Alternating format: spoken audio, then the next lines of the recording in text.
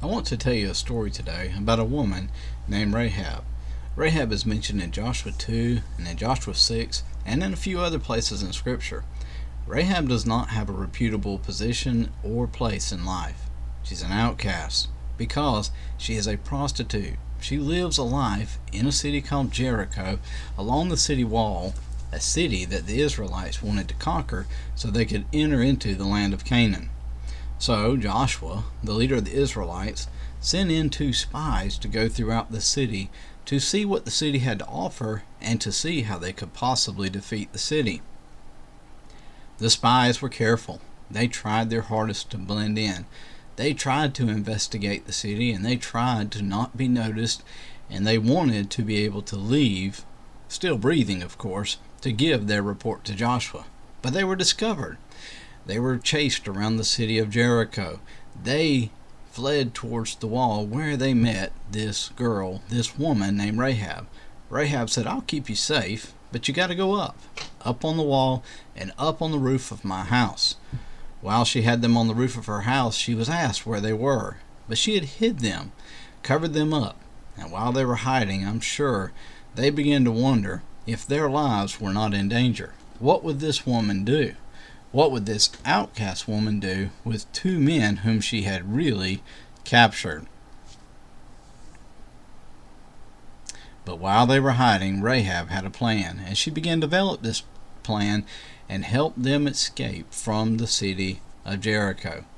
The next time she is mentioned, her city has now been captured by the Israelites, and she has 2 men, those same 2 spies, now acting as her own personal guards for her and her family to make sure that their lives were spared and that she was given the recognition that she deserved for the role that she played.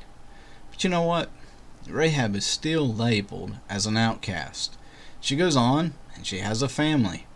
She has this family, and ultimately one of her great-great-grandsons, a guy that we know as David, becomes king of the Israelites. But yet, when Rahab's name is mentioned in Scripture, it's still mentioned with that tag as prostitute. Now, why is this important? Well, most of us see our lives as either as having a direct line towards success or failure. But in Hebrews chapter 11, verses 1 and 2, in the chapter that is referred to as the Hall of Fame, read what these scriptures have to say. "Now faith is confidence in what we hope for and assurance about what we do not see. This is what the ancients were commended for." In this list of people of faith, you're going to see the names that you know, the names that you recognize. But one of those names is Rahab's. Rahab's name falls in with Abel, Enoch, with Noah, with Abraham, with Sarah, with Isaac.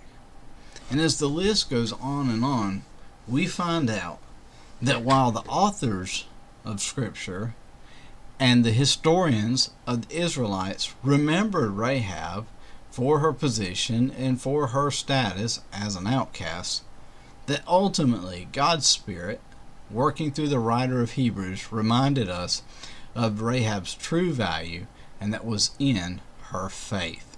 So do you and I have faith as Rahab had? Will we live a life that is distinct in service to God?